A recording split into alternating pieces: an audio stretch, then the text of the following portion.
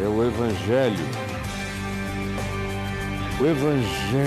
da ressurreição e da vida, o Evangelho que nos faz exceder para além da imaginação, é o Evangelho da fé. Hoje eu quero ler em João, o Evangelho de João, no capítulo 10. Não, desculpa, é no capítulo 11 do Evangelho de João. É na história da ressurreição de Lázaro. E eu não vou ler o texto todo e nem quero falar sobre a ocorrência final, factual, da ressurreição de Lázaro. Eu quero parar antes, bem antes, em 2 ou 3 princípios espirituais que aparecem na simplicidade dessa narrativa, que diz assim: estava enfermo Lázaro de Betânia. Betânia, a 1,5 km das muralhas de Jerusalém, 1 quilômetro. E você sente um esforço muito maior porque tem que descer o Monte das Oliveiras, subir, andar na direção de Betfagé até Betânia, mas é ali do ladinho, de modo que o perigo morava ao lado. Voltar para Betânia era voltar para a ameaça de morte que procedia de Jerusalém. Jerusalém, que sempre matou os profetas e rejeitou aqueles que lhe foram enviados. Então mandaram dizer que na vizinhança do perigo estava enfermo Lázaro, amigo de Jesus, irmão de Maria e de Marta.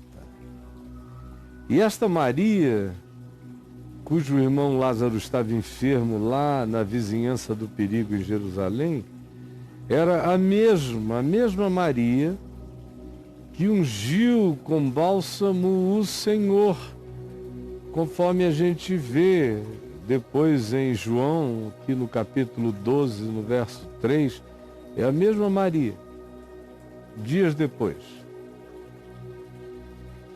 Ela que derramava bálsamo e derramou sobre a cabeça do Senhor e lhe enxugou os pés com os seus cabelos.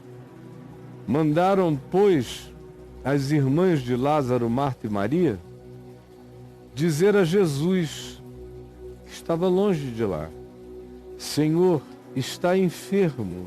Não tinha morrido, estava só doente ainda. Está enfermo aquele a quem amas.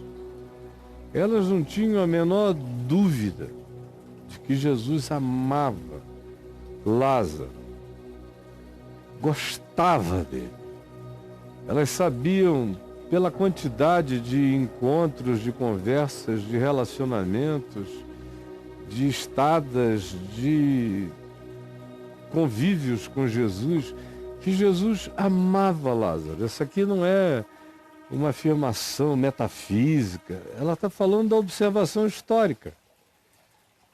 Aquele rapaz, Lázaro, era um cara, um jovem a quem Jesus amava.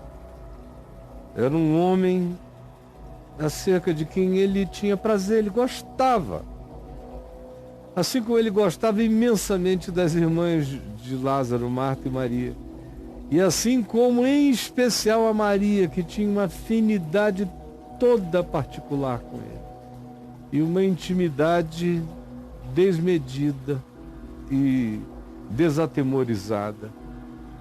Jesus gostava muito da gente dessa casa, a tal ponto que as irmãs mandam dizer-lhe: Senhor, está enfermo aquele a quem amas. Não precisava nem dizer o nome, ele sabia. Ao receber a notícia, disse Jesus o seguinte: esta enfermidade não é para a morte, mas Lázaro morreu. Lázaro veio a morrer e Jesus veio ressuscitá-lo, depois que ele já estava morto há 4 dias. Mas o conceito de morrer, não morrer, morte, tudo isso para Jesus é muito relativo. Ele está falando numa outra frequência, com outro olhar, com outra percepção, a partir de outros significados é que ele está olhando. Por isso ele diz coisas que para nossa estupidez imediata parecem ridículas. Tão ridículos ficamos nós na nossa morte de percepção. Esta enfermidade, disse ele, não é para a morte, e sim para a glória de Deus, a fim de que o Filho de Deus seja por ela glorificado. Essa enfermidade é para que o Filho de Deus seja por ela glorificado. Jesus está dizendo, essa enfermidade é para mim. Essa enfermidade é uma oportunidade. Essa enfermidade é um projeto, é uma proposta.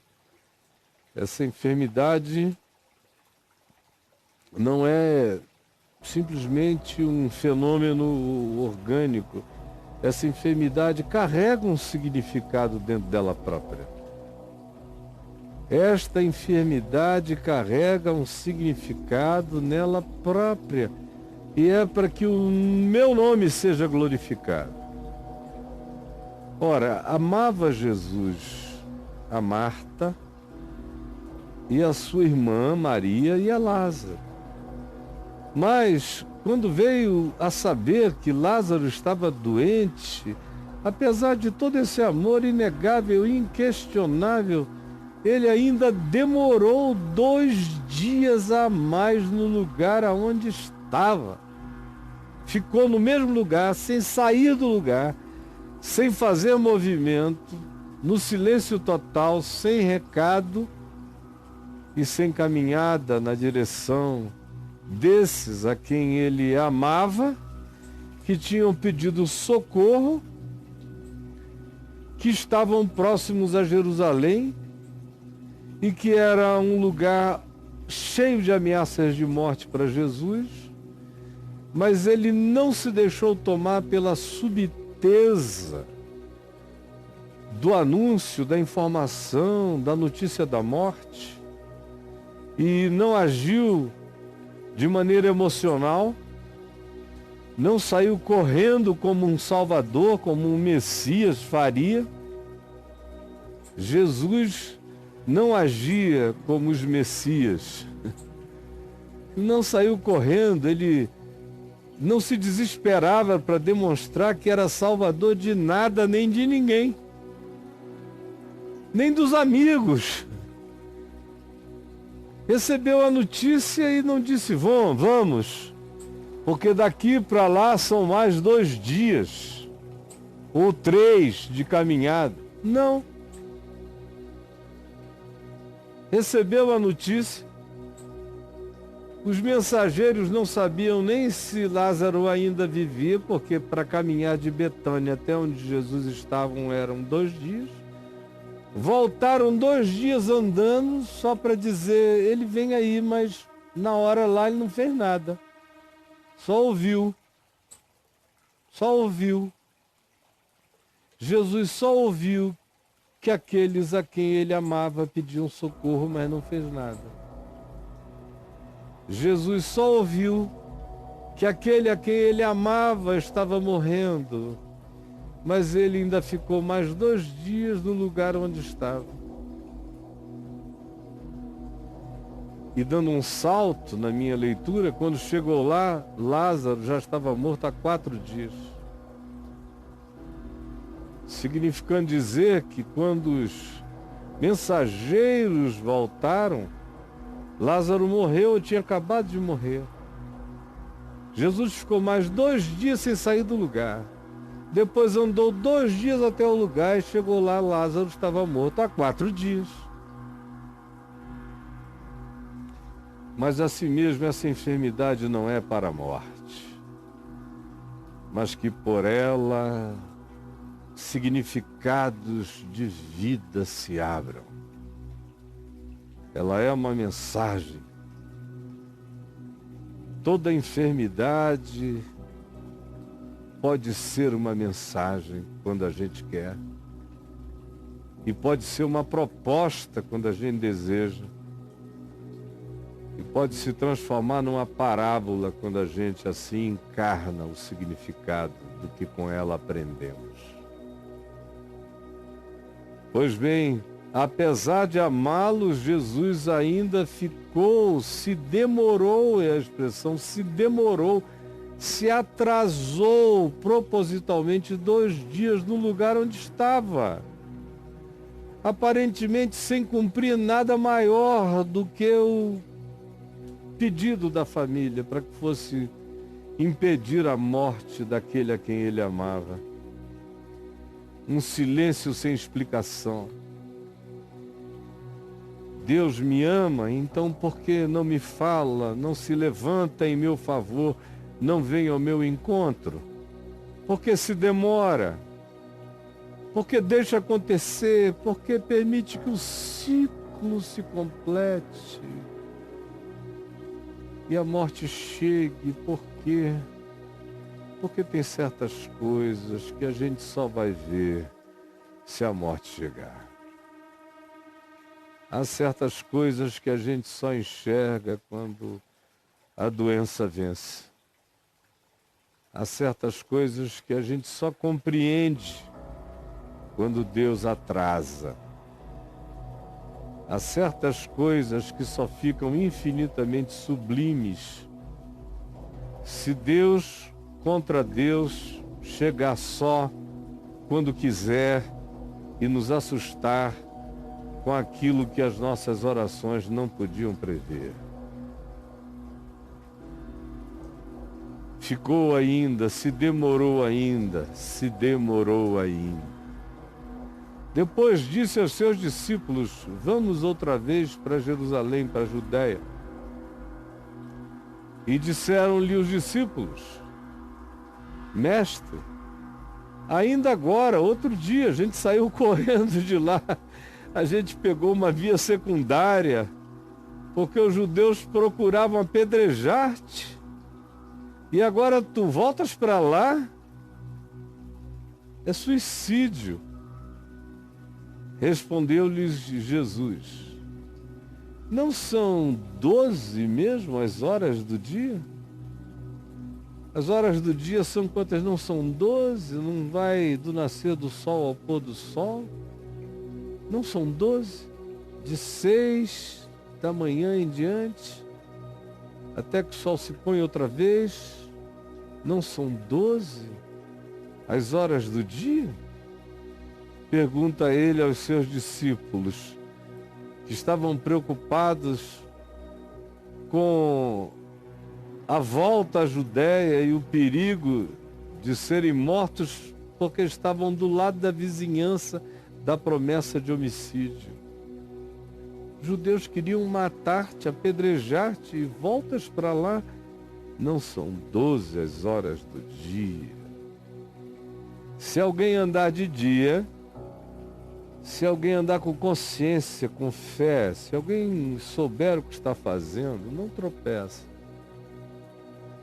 Porque vê a luz deste mundo, anda de dia, anda na luz, anda com consciência, anda com discernimento, anda por decisão, anda por escolha. Escolhe a hora de sair, escolhe a hora de chegar, escolhe andar só na luz, escolhe nas trevas parar. Não são 12 as horas do dia? Respondam-me. Se alguém andar de dia, não tropeça porque vê a luz deste mundo, mas se andar de noite, se andar sem a consciência do que faz, se andar no impulso, se andar na pulsão, se andar na angústia da pressa, da ansiedade, da ignorância, então tropeça. porque nele não há luz.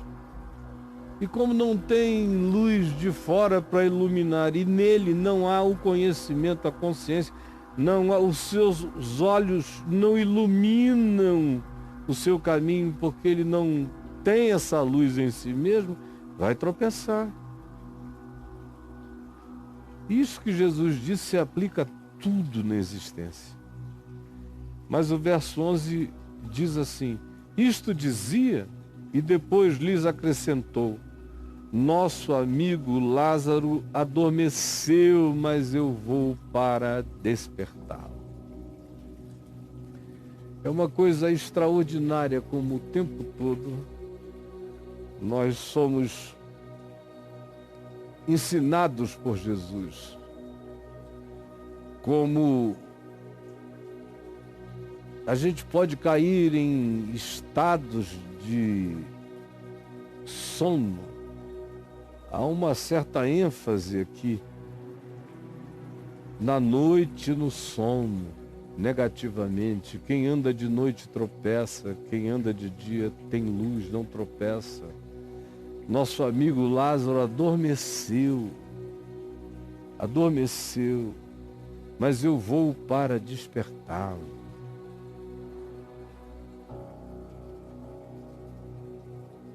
Como ele mesmo disse lá em Lucas, no capítulo 5, quando da ressurreição da filha do chefe da sinagoga de Cafarnaum, um homem chamado Jairo, e que ele entrou na casa e no caminho para lá, foi sendo desestimulado, porque todo mundo dizia, não adianta mais, a garota já morreu. Na casa de Jairo, quando ele chegou no pátio, tinha um monte de gente, carpideiras profissionais chorando, e aí Jairo disse, desculpem, venham por aqui, porque a minha filha está no quarto ali dentro. E Jesus, vendo o choro de muitos, disse, não chorem, ela só está dormindo. Então eles caíram na gargalhada, até quem estava chorando, dizendo, que coisa mais patética esse cara.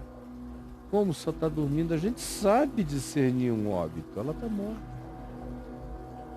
Jesus chegou lá dentro e despertou a menina, ativou a menina. Talita cumi, que quer dizer, menina, levanta, como quem chama um filho do sono, uma filhinha do sono. Vamos, menina, levanta, levanta. Levanta, Talita, que significa menina, menininha. Levanta, levanta, Talita cumi, levanta, menina. E a menina se levantou. Marcos 5. E aí Jesus mandou que dessem de comer a ela, porque ela só tinha 13 anos. E provavelmente, se não morreu de inanição, no processo do adoecimento, ela entrou em inanição. E agora a primeira coisa que Jesus faz depois da ressurreição é dizer, combatamos a inanição.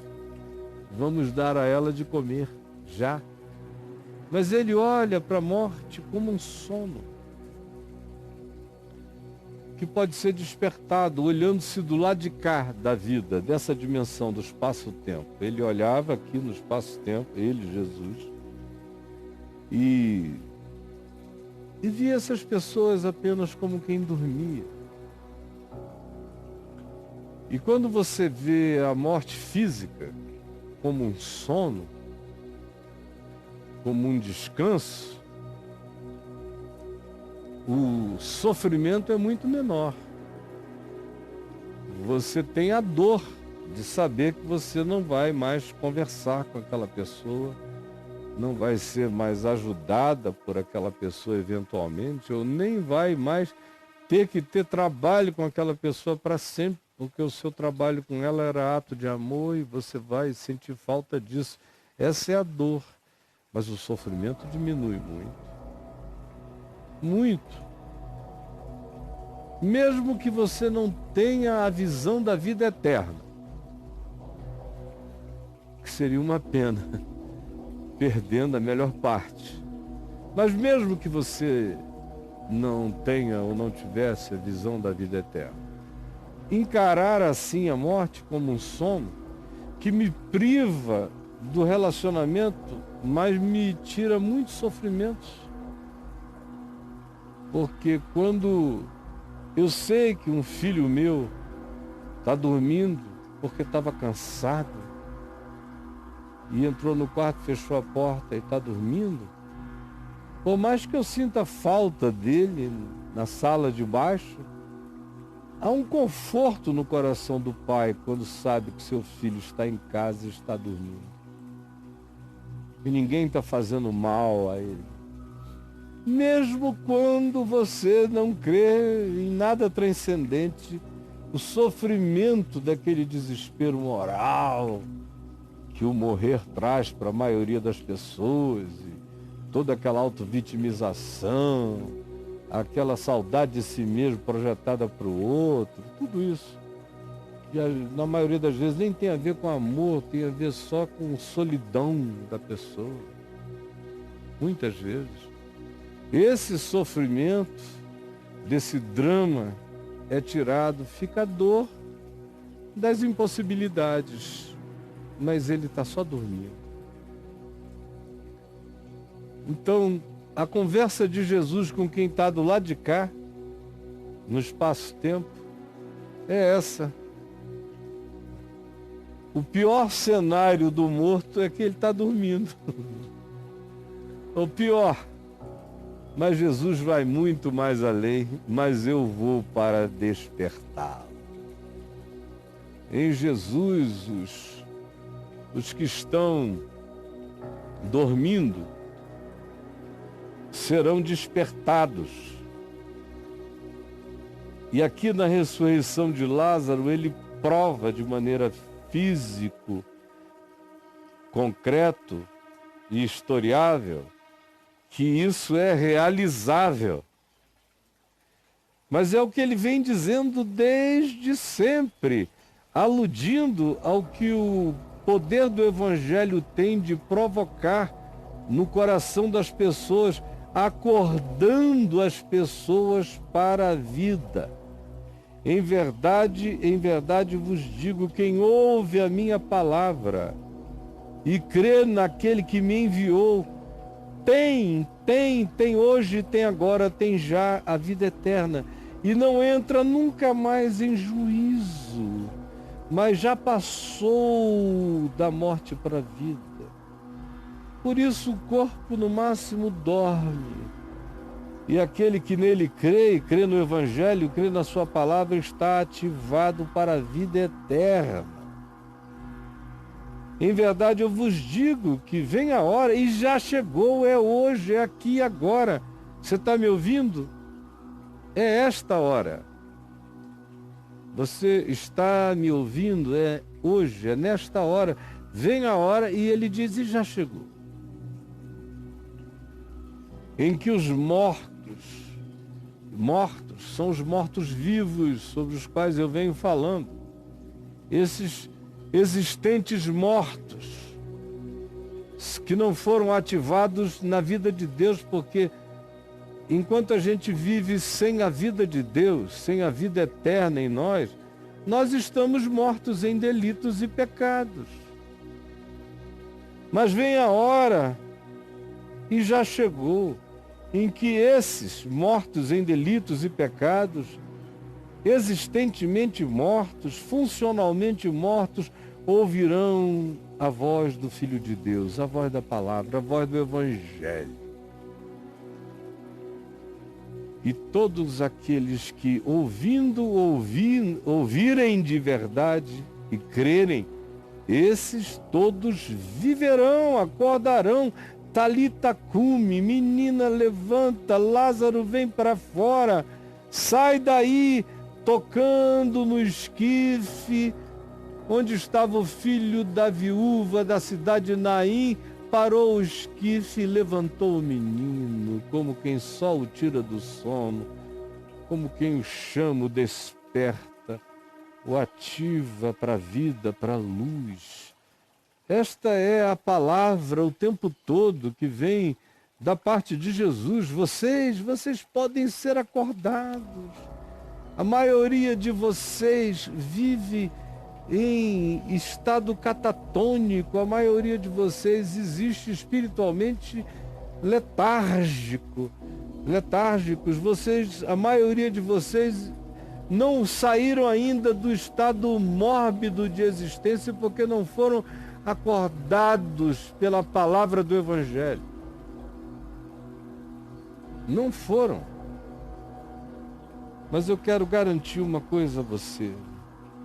Esse estado, essa condição na qual você está hoje, enfermo, de alma, de mente, de espírito, é uma coisa linda, é para a glória de Deus, porque é por essa angústia, por esse desconforto que você será acordado, que você será despertado desse sono e trazido para a vida em Jesus. Como a gente vai ler adiante, depois que Jesus ressuscita Lázaro, se diz que 6 dias depois foi Jesus para Betânia, onde estava Lázaro, a quem ele ressuscitara dentre os mortos. Deram-lhe ali uma ceia, Marta servia, sendo Lázaro um dos que estavam com ele à mesa. Então Maria, tomando uma libra de bálsamo de nardo puro, muito precioso, ungiu os pés de Jesus e os enxugou com os seus cabelos, e encheu-se toda a casa com o perfume do bálsamo. Acontece algo novo, não é só figuração do Projac do Evangelho. O que se está dizendo é que quando a gente é acordado da morte, acontece o que Jesus disse, tem uma alegria que ninguém pode tirar, que entra na gente. Você foi despertado, você sabe o que é ter estado morto. Eu nunca morri totalmente, mas eu tive uma parada cardíaca, resultado de uma conjunção química, no dia 10 de janeiro de 2005, no dia em que o meu filho Lucas faria 23 anos de idade. Ele tinha falecido 10 meses antes. Eu estava voltando aqui de Brasília, do Caminho da Graça para Copacabana, e já vinha com muitas dores de cabeça desde o dia anterior. Enfim, é um processo longo que não fora a minha mulher que estava comigo. E alguns dos nossos filhos que chegaram, eu estaria morto. Porque o William e o Daniel chegaram subitamente da rua, isso foi em Copacabana, e meu filho Ciro também chegou imediatamente, na mesma hora. E eu, pesado demais para Adriana, foram eles que fizeram tudo, socorreram, e ela comigo fazendo, ela tem bastante consciência do que fazer numa hora dessa. E fui para o hospital e fiquei entubado de segunda-feira até quarta-feira à noite, à noitinha, por aí. E acordei, né? Acordei ouvindo umas vozes longínquas. Tive uma parada respiratória seríssima, por cuja parada eu quase morro mesmo, demorou, foi longa. Adriana e meu pai ficaram com temor de que eu tivesse ficado com alguma sequela cerebral, ou na memória, ou na fala, ou alguma coisa. Mas o fato é o seguinte: na quarta-feira eu fui despertado devagar, eu fui sendo ativado pelo processo da diminuição química, da indução daquele coma. E eu fui abrindo os olhos devagar, até que de repente eu estava pleno de mim, vendo o rostinho da minha mulher ao longe, sorrindo, ela magrinha, fazia 3, 4 dias que ela não comia nada. magra, com os olhos chupados, meu coração se encheu de ternura por ela, e pela vigília dela e dos nossos filhos. E aí veio um médico falar comigo e me disse que eu teria que ficar até o dia seguinte, sob observação. Aí eu falei a ele, não, desculpa, não vou ficar, eu vou para casa, o senhor pode trazer o termo de responsabilidade, eu assino, minha mulher assina, todos os meus filhos assinam, mas eu vou para casa, até porque eu sei o que me aconteceu e sei que não é nada a se preocupar, foi uma conjunção e que coincidiu toda contra uma fibrilação, eu sofria de fibrilação atrial no coração naquele tempo e ela coincidiu com, e aí o processo se abismou imensamente. Eu sabia, falei, não, eu vou para casa. Assinei o termo mais ou menos umas 9 da noite, ou 9h30 por aí. Eu levantei, andei, fui com a Adriana e alguns dos meninos até o carro. Eu sentei à frente, eles foram atrás e saímos do hospital na região da Barra, por ali, e fomos pela Avenida Niemeyer para casa, pela praia.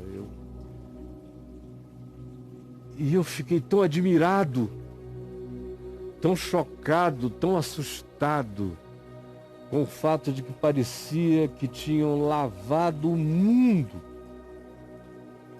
Estava tudo lavado, tudo limpo.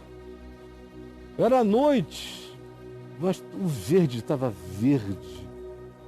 O cinza azulado do mar estava forte. Tudo imensamente novo. Até o asfalto da rua estava mais preto. Tudo intenso, tudo vivo.